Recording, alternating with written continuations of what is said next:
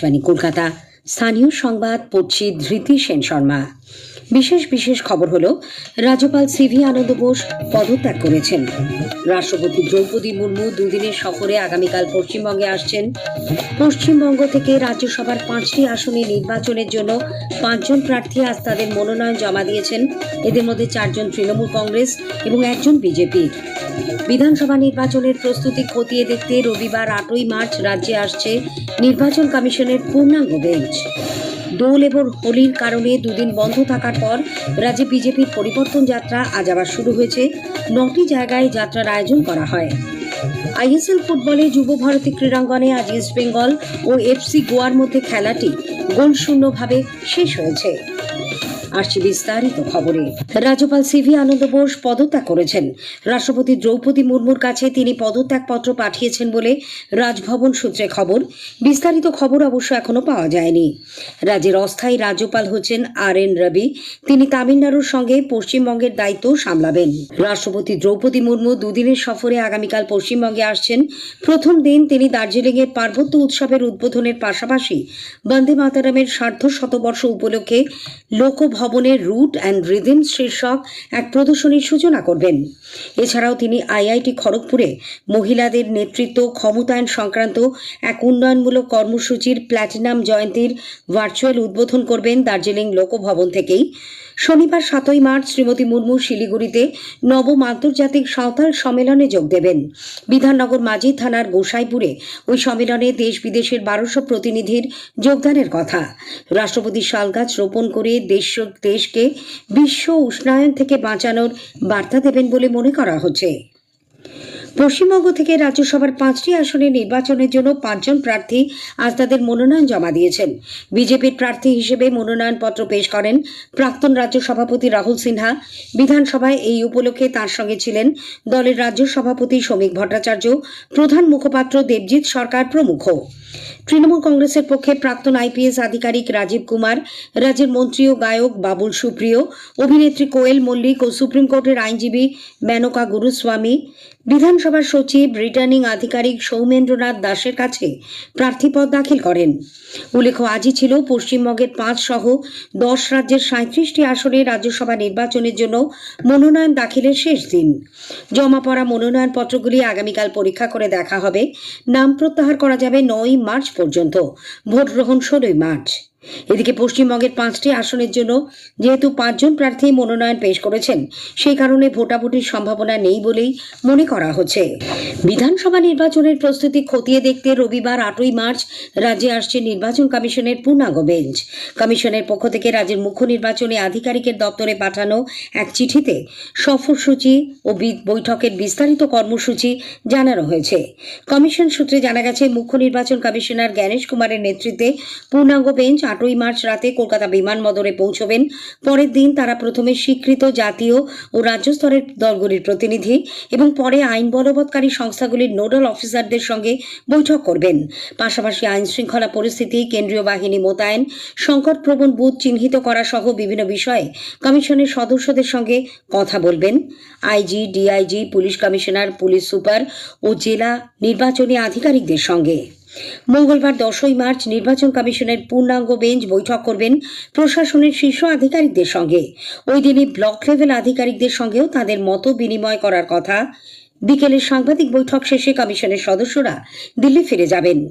এদিকে 8ই মার্চ দিল্লি থেকে কলকাতায় পৌঁছবেন senior deputy election commissioner Gyanesh ভারতীর নেতৃত্বে একটি প্রতিনিধি দলও। অন্যদিকে কমিশনের পূর্ণাঙ্গ বেঞ্চের রাজ্য সফরের আগে অভ্যন্তরীণ প্রস্তুতি খতিয়ে দেখতে রাজ্যের মুখ্য নির্বাচনী আধিকারিক মনোজ কুমার আগরওয়াল আর জেলা শাসক, পুলিশ সুপার ও নিরাপত্তা বাহিনীর নোডাল অফিসারদের সঙ্গে দফায় দফায় বৈঠক করেন।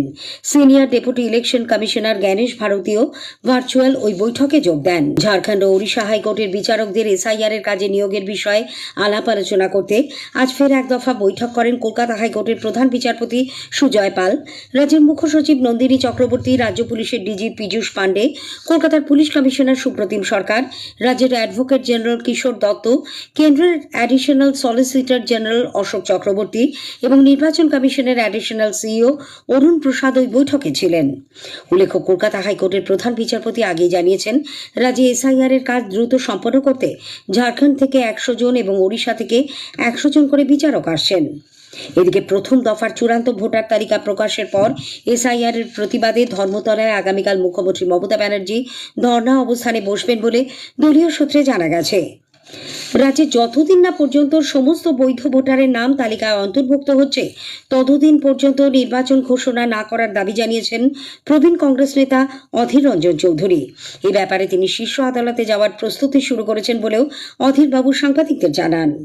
যতক্ষণ পর্যন্ত না এই তালিকায় বৈধ ভোটারদের ভোট দেওয়া নিশ্চিত হচ্ছে আন্ডার অ্যাডজুডিকেশনের নামে, বিচারাধীনের নামে, ততদিন পর্যন্ত যেন ভোট না হয়, নির্বাচন না হয়, এটা আমার দাবি। বাংলার মুখ্যমন্ত্রীকে বলবো যে আপনি এই দাবি নিয়ে সুপ্রিম কোর্ট যান। আমি নিজে এই দাবি নিয়ে সুপ্রিম কোর্টে যাওয়ার প্রস্তুতি শুরু করেছি। এটা নিয়ে কিন্তু রাজ্য সরকার উচিত সুপ্রিম কোর্টে দরবার করা। এর আগে মুখ্যমন্ত্রী গেছেন সুপ্রিম কোর্টে, সহজ করা বদলে আরো জটিল করে নিয়ে আসছেন। এবার গিয়ে মানুষের অধিকার সুপ্রতিষ্ঠিত করুন, ধর্নায় বসে নাটক না করে সুপ্রিম কোর্টে যান। বামফ্রন্ট বিচারাধীন 60 লক্ষ ভোটারের সমস্যা নিষ্পত্তি না হওয়া পর্যন্ত রাজ্যে বিধানসভা নির্বাচন ঘোষণা না করার দাবি জানিয়েছে।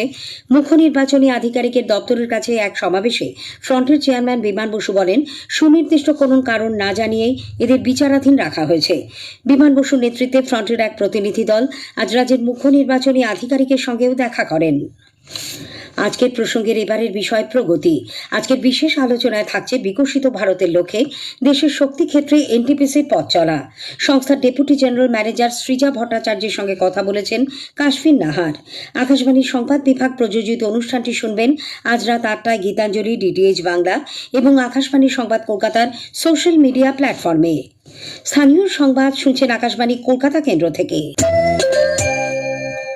দোল এবং হোলির কারণে দুদিন বন্ধ থাকার পর রাজ্যে বিজেপির পরিবর্তন যাত্রা আজ আবার শুরু হয়েছে। 9টি জায়গায় যাত্রার আয়োজন করা হয়। পাশাপাশি বৃহত্তর কলকাতার 29টি বিধানসভা কেন্দ্রে বের করা হয় ট্যাবলো। কেন্দ্রীয় প্রতিমন্ত্রী সাবিত্রী ঠাকুর উত্তর দিনাজপুরের ইসলামপুরে এই কর্মসূচিতে অংশ নিয়ে বলেন, প্রধানমন্ত্রী নরেন্দ্র মোদী 2047 সালের মধ্যে বিকশিত ভারত গড়ে তোলার লক্ষ্যে নিরলসভাবে কাজ করে চলেছেন। কিন্তু তৃণমূল কংগ্রেস সরকার বিভিন্ন কেন্দ্রীয় জনকল্যাণমূলক প্রকল্প রাজ্যের মানুষের কাছে পৌঁছতে বাধা দিচ্ছে। यहाँ डबल इंजन की सरकार बनेगी, लोगों का जन कल्याणकारी योजनाओं का लाभ मिलेगा। आज भी यहाँ के लोगों को लाभ पूरी तरह नहीं मिलता। ममता बनर्जी चाहती नहीं कि लोगों का भला हो।